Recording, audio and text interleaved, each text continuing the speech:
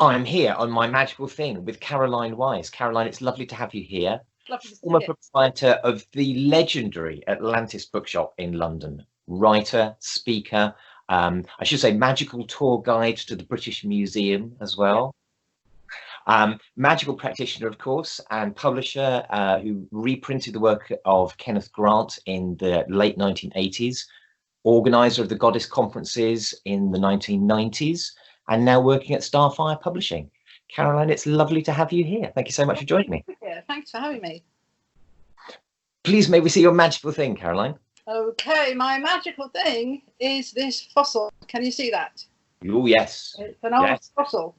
And I'd been fascinated by fossils since childhood. Not that I saw many fossils in childhood, but when I did, or when I read about them or saw them in books, they had this really delicious magical aura. There's something fascinating about them.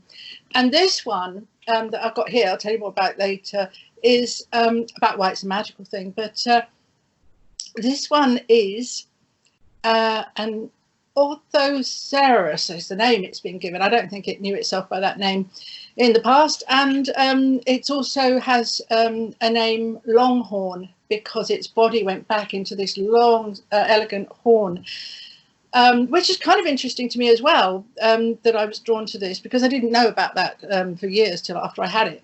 But I'd always been drawn to horned beasts and horned goddesses and gods, and it's 2 to 4 million years old, give or take a couple of days, and it kind of fits really nicely in the hand, the way they cut them in the rock. And in magical meditations, and I use it also in my goddess and priestess training classes, it's a really great thing to pass around for people to use as a touchstone of contemplation. Somehow, if you don't obviously need magical tools at the end of the day, but it's nice to have them, and it's a nice focal point in contemplation.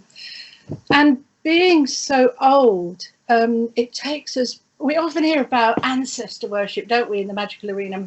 All the wisdom comes from the past, and all the wisdom comes from the ancestors, and all the gods and goddesses come from the past, as if they're somehow stuck in the past, and there's really, everything's a continuum. They're all here now. But this takes us back to me, to something beyond humans. It's beyond when humans were on the planet. It's the same planet, the same space, sharing the same space as us we do now. But it's before there was humans, before there were gods and goddesses that we know now in the way we formulated them now. And so it just, to me, takes us back, gives us pause for thought that there's something beyond us, something really, really primal. And it's trying to tune into that magically when you have something like a fossil is sort of like trying to catch a dream, which is always that very magical space. You know, you want to grasp it, you don't want to project your imagination onto it and make it something it isn't. You're just trying to catch that energy between, and to me that's quite magical. Do you want me to ramble on? No, I just wanted to think about. I was just thinking about that in relation to that whole kind of Kenneth Grant, you know, the ancient, deep, archaic, you know, the wordless aeons that have no name and all that sort of stuff. So it's an object that really kind of, for me, makes me think of those things amongst other stuff. I don't think Kenneth Grant's squid thing is really overdone. It's a bit of a character. I don't think he hardly mentions them actually, but that's not the reason I've got it. But absolutely, it's like taking away those masks and masks and masks and masks and getting back to something very, very primal that you could see also in a way, without going into too much detail, that Austin Spare was also trying to do with this sort of atavistic stuff. But we have to be careful. We have to be careful, as I said, not to project what we imagine that past was like or what was really going on. Magic for me is nature in the landscape. That's my grimoire. I have dyspraxia, so it's very hard for me to do formulaic, like recipe magic, like you must have this in this place and this colour and all the correspondences, although I'll abide by that to be polite if I have to. So to me, the magic happens out in the landscape, and that's where I think I had my magical, mystical moments as a child with nature. And nature mysticism, it's a powerful thing when it happens, and that happened when I was a kid. But can I just tell you some experiences that happened to me with fossils at my magical? Yes, you've got about 2 minutes. Yeah, do it. Okay. Oh, really? Okay. In the early 2000s, I was taken by my priestess friend Linda Isles and another person who was very important in my goddess life, Laura Jane's daughter, to the tide pools in San Diego. And this, I was hopping around between the rock pools to see what creatures had come into the pools, which is what you do when you're there. And I stood on this rock. I had this weird sensation. It was about 4 inches under the water, and I felt it sliding like on a plane, and it opened up into 2 halves. And I looked down, and there was like a trilobite fossil about that big, and this sensation that this had not been revealed to the light for millions of years.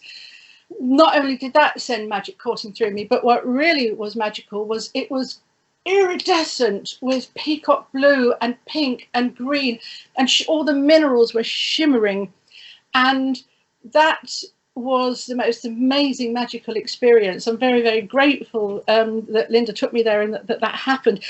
And another one that I had, oh, I got a photo of it. I didn't want to take a photo of a magical moment, so I waited a few minutes. And of course, as soon as it was exposed to the light and the minerals in the seawater, the colours started to go. So again, those colours were just there for that moment when the rock opened after millions of years. So it's a very bad photo. It's quite shaky hand. I don't know if you can see it. But oh, we've got that. Yeah. You can see the colour on it. All the pinks are gone, and the other side is just over there where it opened up into 2 halves. So the other one was a mortar. I was standing on a cliff, and I sort of looked down at the ground I was standing on. We were high above the sea, and I saw that the ground was studded with fossilized seashells, and it occurred to me that this was the bottom of the sea 30 million years ago that we're standing on. And why I like fossils as my magical thing and as a magical tool, I think it's because they're not the remains of creatures. They're not like a bone or something like that. They're traces of creatures that once were, and we only know them because the minerals have filled up the body parts as the body parts decayed.